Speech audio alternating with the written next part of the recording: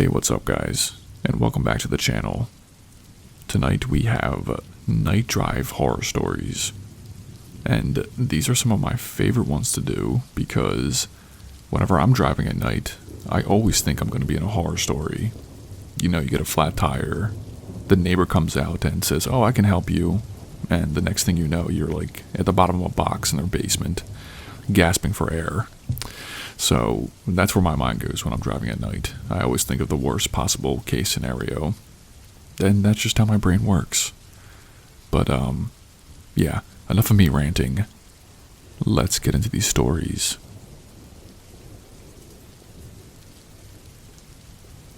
About 25 years ago, my sister and I had one of the weirdest, creepiest experiences of our lives. And to this day, we still can't explain it. And it comes up every time we talk about strange or unexplainable things. I figured I'd share it here to see if anyone else has experienced something similar. It was late at night, probably close to midnight. My sister and I were driving home from a friend's house. The road we were on was one we knew well, normally busy during the day, but at that hour, it was completely deserted. There weren't even street lights, just the headlights to my old car. As we drove, something caught my eye up ahead. At first, it looked like trash lying in the middle of the road. I could see it flapping lightly in the wind, like a black garbage bag. "Do you see that?" I asked my sister. "Yeah," she replied, squinting at it. "It looks like a bag or something." I slowed down as we got closer. The way it moved was strange. Not like a bag being blown around, but like it had some weight to it. As we got within 100 feet, it became clear that it wasn't trash. It was something else. "It's too big to be a bag," my sister said. "What is that?" "I don't know," I said. "Maybe an animal?" But it wasn't an animal either. When we were about 20 feet away, the shape changed. Like, actually changed. It went from being this flat, unassuming lump to a man standing upright next to a bicycle. I slammed on the brakes, and the car skidded to a stop about 10 feet from him. He was just there. One second it was a bag, and the next it was a man. He did not walk into the road or stand up. He just appeared in that shape. My sister and I sat there frozen in the car, staring at him. He was wearing dark clothes, and had a bike resting upright next to him. He wasn't riding it, just standing there, right in the middle of the road. His head was down, but we could tell he was facing us. I rolled down the window slightly and called out, "Are you okay?" He did not answer. He just nodded once, slowly. The movement was weirdly stiff, like he wasn't entirely sure how to do it. "Do you need help?" my sister asked. Another slow shake of his head. The silence was oppressive. There was no sound, no wind, no crickets, nothing. I could hear my heart pounding in my ears. I did not know what else to do, so I put the car in gear and drove around him. As we passed, I glanced in the rearview mirror. He was gone. The road behind us was empty. There was no bike, no man, nothing. My sister and I did not say anything for the rest of the drive home. And to this day, neither of us can explain what we saw. Was it some kind of optical illusion, a trick of the mind, or something else entirely? I don't know, but whatever it was, it still gives me chills to think about it.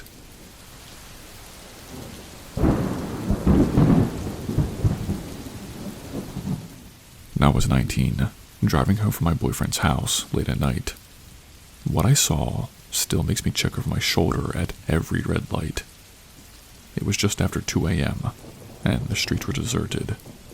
My boyfriend lived on the outskirts of town, and the route home was a mix of small-town quiet and eerie emptiness. By the time I hit the last red light before the highway, I was already tired and zoning out. Behind me, the glow of the city lights faded. Ahead of me, nothing but cornfields and a line of trees. I slowed to a stop. No other cars in sight, just me at this lonely intersection. The silence was so heavy I could hear my own breathing. The radio was playing softly, but I barely registered it. That's when I noticed something moving in my peripheral vision. At first I thought it was a deer, which is not unusual out here. I turned my head to check, and locked eyes with a man creeping towards my car from the side of the road. He wasn't close yet, maybe 20 feet away, but he froze the instant I looked at him. He was older, maybe in his 50s, wearing a faded jacket that looked too thin for the cool October night. His hair was messy, his face unshaven. My heart immediately sank into my stomach. Then I saw what he was holding, a tire iron. For a second, I didn't even process it. My brain scrambled to make sense of the situation. Was he stranded? Did he need help? But no, there were no cars nearby, and something about the way he moved was all wrong. He hadn't waved or called out. He had been sneaking. The man stayed frozen, staring at me as I stared back. My hands gripped the steering wheel so tight that it was hurting me. The light was still red, but there was no way I was waiting for it to turn green. I slammed on the gas, my tires squealing as I tore through the intersection. In my rearview mirror, I caught a glimpse of him standing there, still watching me. He did not chase after me, did not try to wave me down. He just stood there in the middle of the road, the tire iron dangling from his hand. My heart was pounding so hard I thought it might burst. I did not slow down until I was back under the city lights, surrounded by buildings and streetlights. And even then, I kept checking my mirrors, half expecting to see headlights racing up behind me. When I finally made it home, I parked in the driveway and sat there for a few minutes, just trying to calm down. And I thought about calling the police, but realized I did not even have a good description of him. Just an older man with a tire iron, lurking where he shouldn't have been. It's been years since that night, but I still think about it. I'll never know what he wanted or why he was there. All I know is that I'm never stopping at that light again.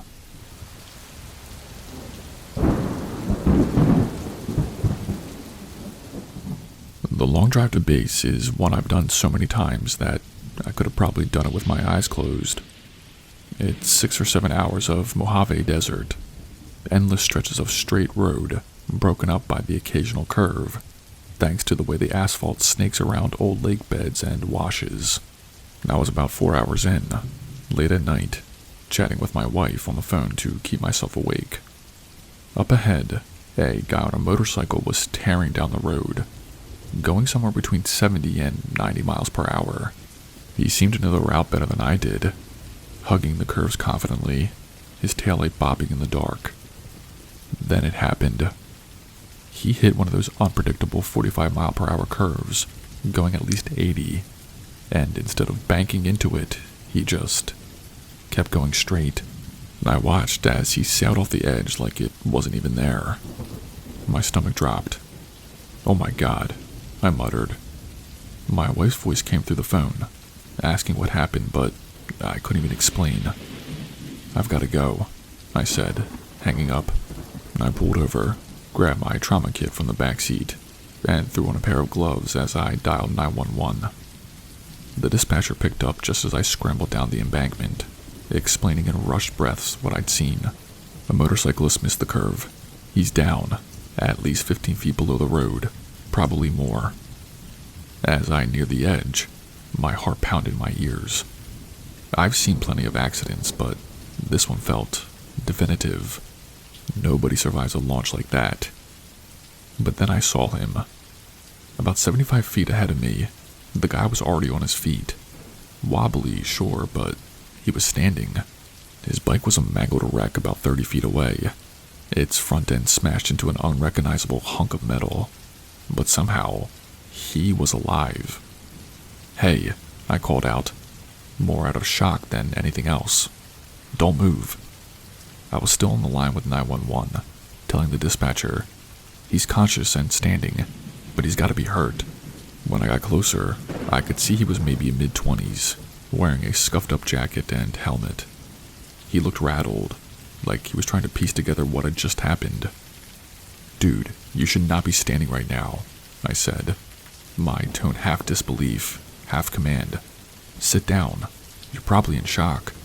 He gave me this dazed look, but complied, plopping onto the ground. I went into autopilot, running through my training as I started assessing him. "What's your name?" I asked, trying to keep him engaged while checking for obvious injuries. Kevin," he mumbled. "Okay, Kevin, don't freak out, but I think you got a broken collarbone," I said, noticing the way his shoulders slumped unnaturally. He winced but nodded. His helmet had a nasty scrape along one side, which made me suspect a concussion. "Can you tell me what day it is?" Thursday. Wait, no, Friday now," he said, glancing at his watch like it was part of the test. The EMTs arrived about 10 minutes later. By then, Kevin was cracking dry jokes about how he wasn't dead yet. The guy had nerves of steel, or maybe just adrenaline. As they loaded him into the ambulance, I stood there staring at the skid marks and shattered bike. The whole thing did not make any sense. Watching him sail off that curve, I'd been absolutely certain I was about to witness someone's last moments. Instead, Kevin walked away with a broken collarbone and a concussion. I drove the rest of the way to base in stunned silence, replaying the scene in my head. Life's weird like that.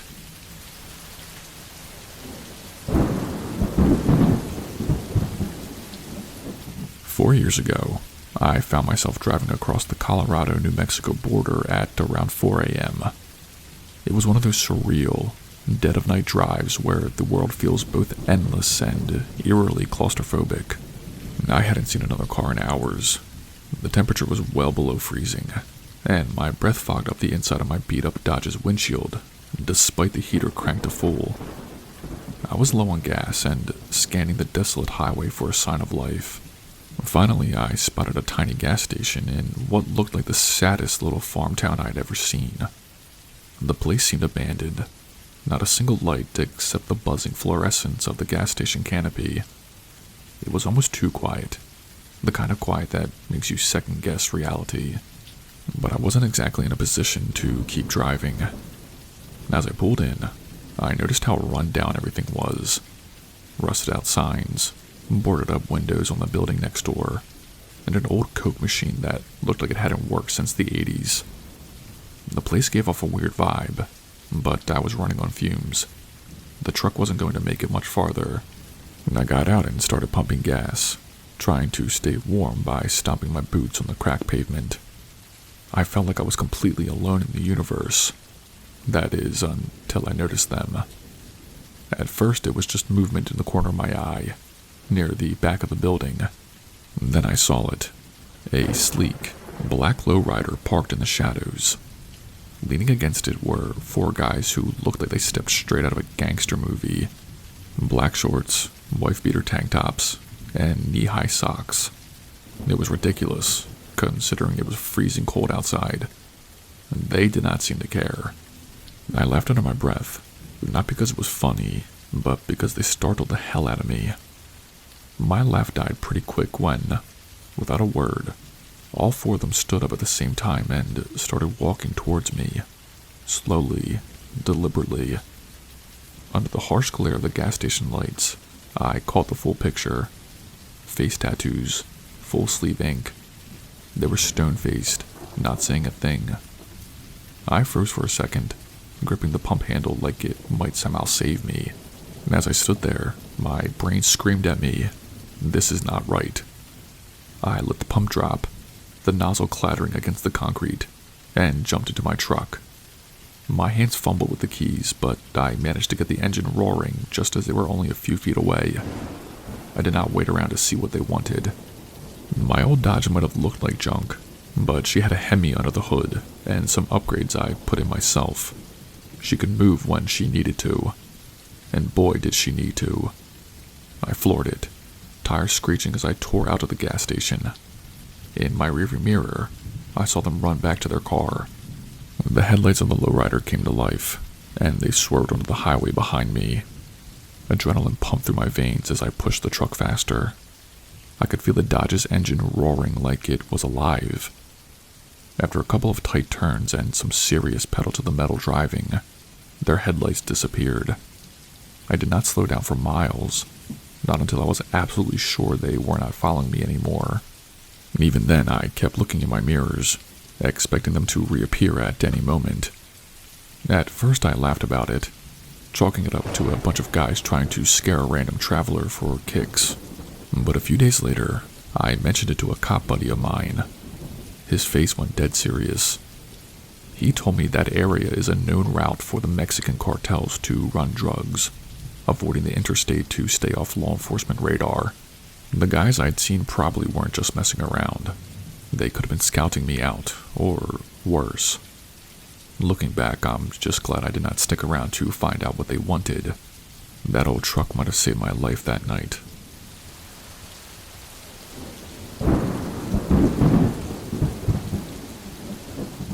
My freshman year of college, a few of my friends and I decided to go for a hike. It wasn't anything fancy, just a random trail about 30 minutes from campus that one of the guys had heard about. There were 6 of us total, crammed into my beat-up 2001 Civic. The plan was simple: hike out, hang by the river for a bit, maybe smoke, then head back before it got too dark. The hike itself was uneventful. The trail was quiet, with nothing but the occasional bird or rustle in the bushes. We made it to the river in good spirits, passed around a joint, and spent maybe 20 minutes just chilling, talking about nothing and everything. It was peaceful, but as the sun started to dip, we figured it was time to head back. None of us wanted to navigate the trail in the dark. The walk back was fine at first. We joked around, a couple of the guys throwing sticks at each other like idiots. But by the time we were about 5 minutes away from the parking lot, it was getting dark enough that we had to pull out our phones for the flashlights. There's something about being in the woods at night that messes with you. Every little sound feels louder, closer. The chatter died down, and we all just focused on getting back to the car. When we finally reached the parking lot, it was almost pitch black. My Civic was the only car left. We all piled in, laughing about how cramped it was with 6 people. I was in the driver's seat, and as soon as everyone was settled, I turned the key and flipped on the headlights. That's when we saw him. About 30 feet in front of the car, just barely within the tree line, stood a man. He was completely naked, like butt-ass naked. He looked to be in his 40s, with a scraggly beard and long, tangled hair. The guy was just standing there, staring straight at us. No expression, no movement, just staring. For a second, no one said anything. It was like we all collectively froze, trying to process what we were seeing. One of my friends broke the silence with a nervous laugh, like he thought it might be some kind of prank. But it wasn't. The guy did not move. He did not even flinch when I honked the horn. He just stood there, his eyes locked on the car, like he didn't have a single care in the world. He looked wild, like Tom Hanks in Castaway wild. His skin was dirty, and his whole vibe screamed, not right. We did not stick around to find out what his deal was. I threw the car into reverse and got the hell out of there. And to this day, I don't know who he was or what he was doing out there. Maybe he was high, or maybe he lived out in the woods. Whatever the reason, I still get chills thinking about how casually he just stood there, watching us, like we were the ones out of place.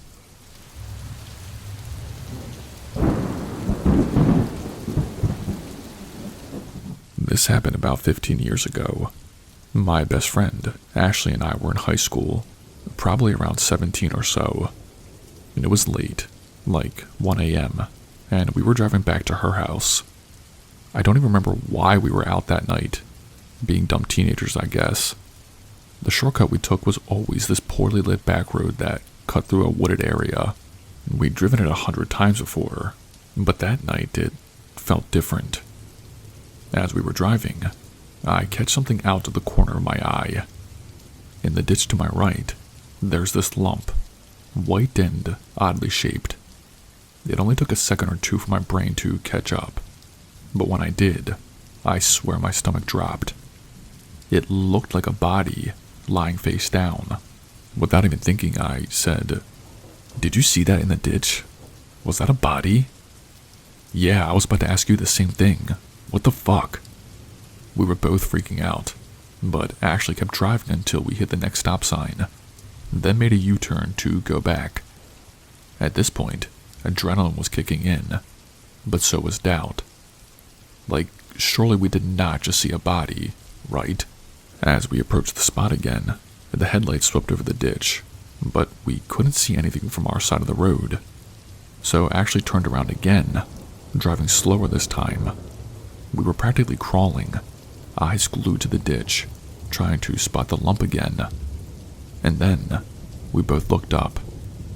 On the small hill above the ditch, maybe 15 feet from the road, there was a figure, a person.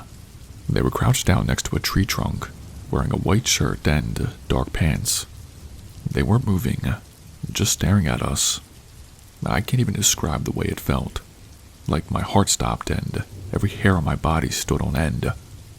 They weren't just looking, they were watching us. I actually screamed and I did too, just pure instinct. She slammed her foot on the gas so hard I thought she'd blow the engine. The car fishtailed slightly before catching traction, and we sped down that road like we were being chased. Neither of us said a word until we were back at her house. When we finally calmed down enough to talk, we tried to make sense of it. Was it a body? Maybe it was just trash, but then what about the person? Could they have been hiding? Maybe from us? Running away from something else? The more we thought about it, the worse it got. The next day, we debated going back there during the daylight, but honestly, we chickened out. Whatever, or whoever, we saw that night, we did not want to risk running into them again. And to this day, I still think about it, and it gives me trauma. That moment we locked eyes with that figure is burned into my brain, and I'll never forget it.